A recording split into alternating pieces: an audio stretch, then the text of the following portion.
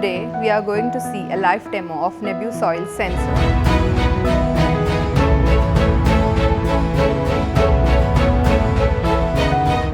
This sensor identifies various parameters such as temperature, salinity, TDS, water volumetric content and dielectric constant. Here we have already connected our sensor to PC and you can see the real-time measurement of various parameters on the application dashboard. Let's see how the value varies when sensor is inserted into different sample materials of soil and water. Let's put the sensor in first sample of normal water, and here you can see changes in TDS, volumetric water content and dielectric constant. Now let's remove the sensor from normal water and put it into RO water. Here you can see the major difference happening in TDS values.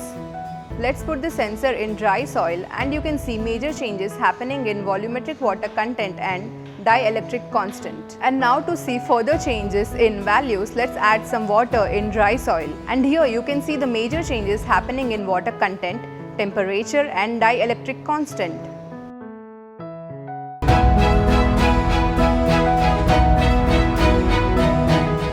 So now let's see how the sensor works in real field.